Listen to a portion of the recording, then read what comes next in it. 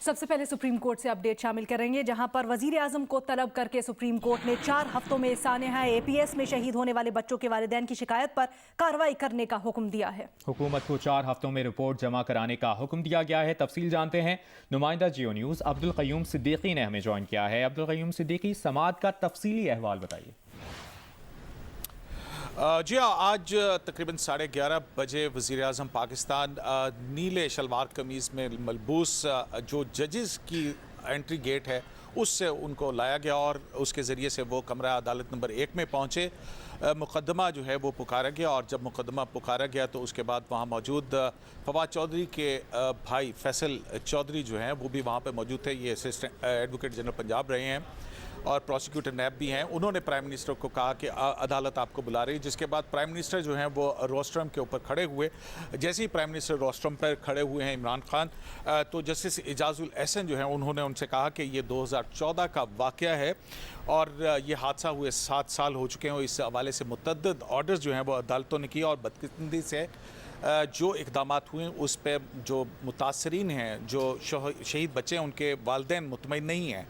आप बताइए कि इस पस मंज़र के अंदर हुकूमत ने क्या किया है। तो इस पर जो है वज़ीर-ए-आज़म इमरान खान ने ये कहा कि जब ये वाक़या हुआ तो पीटीआई की सूबे के अंदर हुकूमत थी और वो उसी रोज़ मुतासरीन को देखने के लिए गए, वहाँ पर हॉस्पिटल में गए, बच्चों को वाक़या देखा, बहुत हौलनाक मनाजिर थे और ज़ख्मी बच्चों से मिले और सारी कौम जो है वो ट्रॉमेटाइज थी, सदमे के अंदर थी। इस पर चीफ जस्टिस ने कहा कि प्राइम मिनिस्टर 1 मिनट ठहर जाएं।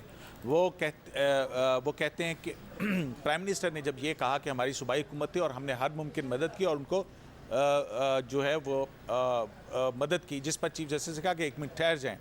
आपने वो कहते हैं कि हमारे लवाकिन जो है हमें हमारे बच्चे चाहिए, मुआवजा नहीं चाहिए। तो इस पर प्राइम मिनिस्टर ने कहा कि हम मुआवजा देने के अलावा और क्या कर सकते थे। इस पर जो है वो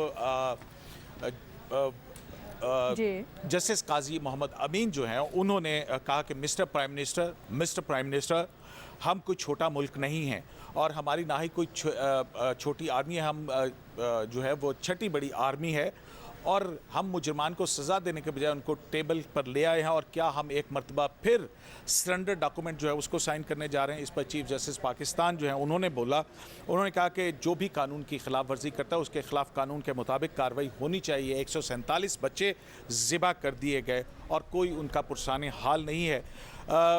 और चीफ जस्टिस पाकिस्तान ने कहा कि उस वक्त जो इंटेलिजेंस के अंदर थे, आर्मी के लोग थे और दूसरे आला ओहदेदार थे, उनको पूरे पर्क्स एंड प्रिविलेजेस के साथ जो है रिटायर किया गया। और दुनिया की इतनी बड़ी प्रीमियर एजेंसी का होने का हम दावा करते हैं और एक पूरा इंटेलिजेंस फेलियर था। क्या इस मुल्क के अंदर कोई संजीदा कोशिश होगी कि आइंदा ऐसे वाक़यात ना हो? तो इस पर जो है वो प्राइम मिनिस्टर ऑफ पाकिस्तान ने कहा कि पहले मुझे सुन लीजिए और उन्होंने कहा कि मैं खुद वार ऑफ टेरर जो है, इसमें जो अफ़गान जिहाद है, इस हवाले से जो जंग में जनरल परवेज़ मुशर्रफ ने फ़ैसला किया, मैं उसके ख़िलाफ़ था और जब हमने तालिबान के ख़िलाफ़ कार्रवाई की, तालिबान भी हमारे ख़िलाफ़ हो गए और दूसरी तरफ से भी। प्राइम मिनिस्टर ऑफ पाकिस्तान का कहना था कि इस दौरान 80,000 लोग जो हैं वो शहीद हुए हैं।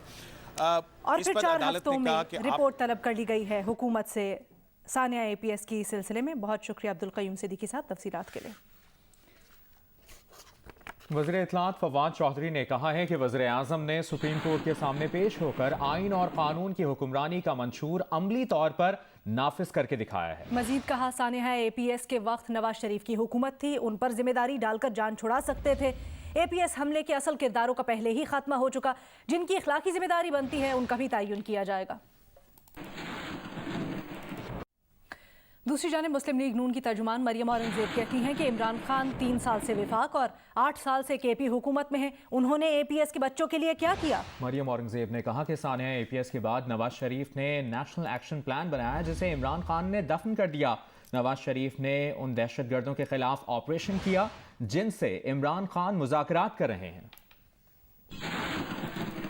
3 साल से वजीर आज़म हैं और आप 8 साल से खैबर पख्तूनख्वा के अंदर हुकूमत रखते हैं, तो आप बताएं कि आपने APS के लोगों के बच्चों के लिए क्या किया है, क्या कार्रवाई हुई है। उसके वक्त के वज़ीर आज़म ने नेशनल एक्शन प्लान बनाया जिसको आपने दफन किया। उस वक्त का वज़ीर आज़म नवाज शरीफ, उसने रद्दुल फसाद रद्दुल अज़्ब लड़ा जो इसी काम के लिए था। उन तीनों चीज़ों के बाद आपने रद्दुल फसाद के उसको तबाह कर दिया, उसको दफन कर दिया, नेशनल एक्शन प्लान को आपने ख़त्म कर दिया क्योंकि आपकी विल ही नहीं थी। और अब बात करेंगे T20 वर्ल्ड कप की, जिसमें इंग्लैंड और न्यूजीलैंड की टीमें आज पहले सेमीफाइनल में मद्दे मुकाबिल होंगी। अबू धाबी के शेख जायद स्टेडियम में हाई स्कोरिंग मैच की तवक्को की जा रही है। T20 वर्ल्ड कप में पहला सेमीफाइनल आज खेला जाएगा, जहां इंग्लैंड और न्यूजीलैंड की टीम्स आमने सामने होंगी।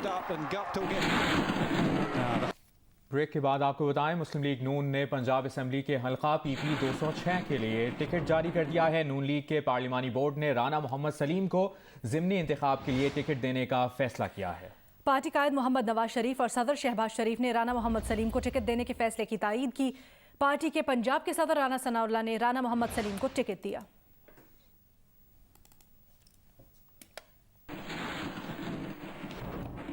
पाकिस्तान का सबसे मशहूर, पसंदीदा और स्मार्ट गधा चीन का दौरा करेगा। तफसीलात के लिए देखते रहिए जियो न्यूज़।